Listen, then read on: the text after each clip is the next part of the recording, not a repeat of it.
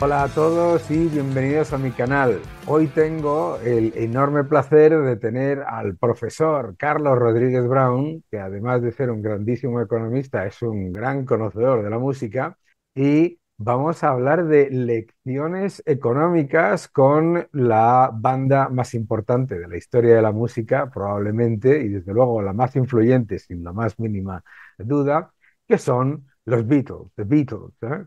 Con todas sus glorias y sus miserias. Carlos, ¿cómo estás?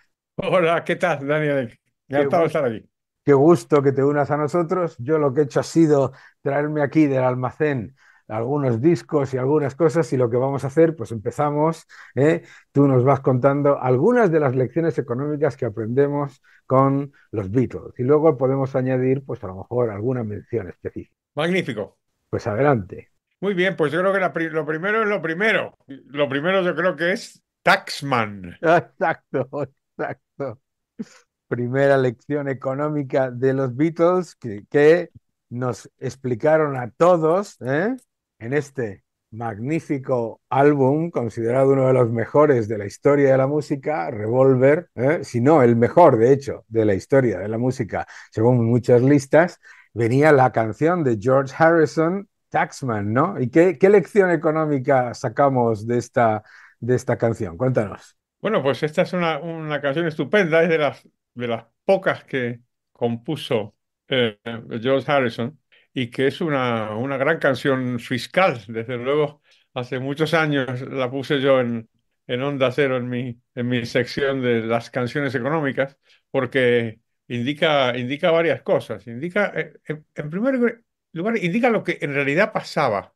Ujú, Porque una de las líneas que llaman tanto la atención es cuando empieza la canción y dice, Let me tell you how it will be. There's one for you, 19 for me.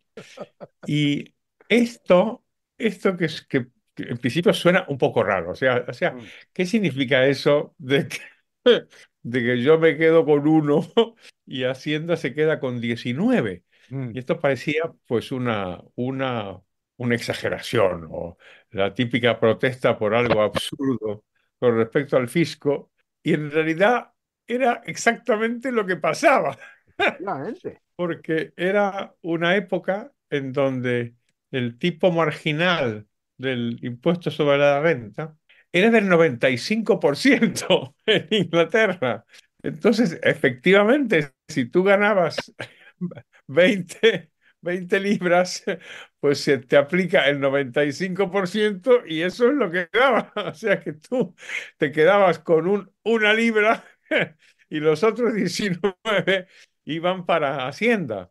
Esto nos parece absurdo y era lo que pasaba. Mm, Y por cierto, no era un fenómeno exclusivo de la Inglaterra de finales de los 60 o principios de los 70. Era una estrategia bastante generalizada, mm, que era subir el tipo marginal hasta esos extremos, incluso más allá, incluso llegaba a superar el 100%.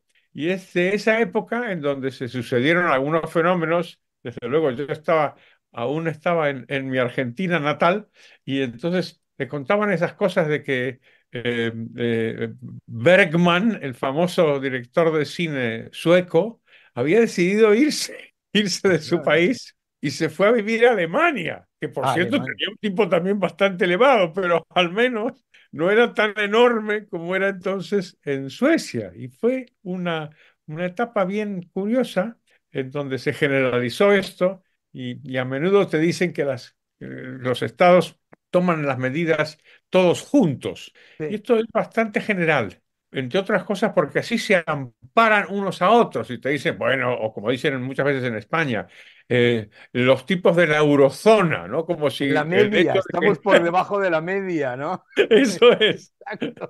Sí, es eso como es. cuando te dicen, no, es que estoy 5 kilos menos gordo que el obeso, ¿no? Claro. Exactamente. Entonces, en se amparan en eso y al mismo tiempo sucede que este fenómeno, que es general, también puede cambiar. Y de hecho cambió. Y entonces los propios estados optaron por tener tipos muy elevados, como tienen ahora, pero no tan grandes como entonces. Y otra vez, este fenómeno es bastante universal. Funciona como en oleadas. Eso yo creo que opera como un mecanismo justificador. De alguna manera los estados se amparan unos a otros diciendo, hombre, tampoco estaré tan mal yo si mi vecino de este lado o mi vecino de este otro, pues hacen lo mismo.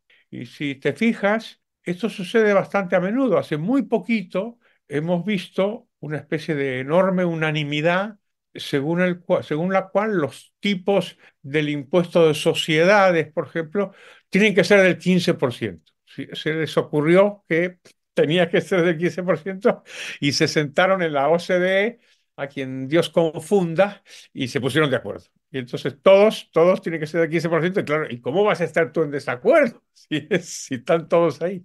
Y en el fondo son mecanismos protectores, son protectores del propio Estado. O sea que eso es una cosa que podemos aprender, de cómo a los efectos de la fiscalidad se ponen de acuerdo para no pagar costes políticos, en el sentido de que nadie te puede señalar, oh, el Daniel Lacalle pone un impuesto de X. No, no, aquí todos ponemos el mismo impuesto y entonces estamos todos bien, ¿no? Y otro fenómeno que también refleja esta canción es la capacidad inquisitorial que puede tener el Estado.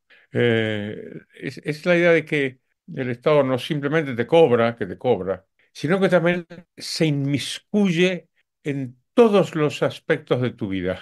Y esto llama mucho la atención porque es un fenómeno relativamente reciente. Yo les suelo contar a mis alumnos cómo a algunos economistas, de hecho, yo creo que a todos los economistas, una fiscalidad que llegue a esos tipos como los actuales, o como los que padecía George Harrison y los Beatles en la década de los 60 o 70, eran inconcebibles. Quiero decir, Adam Smith decía en el siglo XVIII que si el rey le quitaba... ¿Te está gustando este episodio? Hazte fan desde el botón Apoyar del podcast de Nivos. Elige tu aportación y podrás escuchar este y el resto de sus episodios extra. Además, ayudarás a su productor a seguir creando contenido con la misma pasión y dedicación.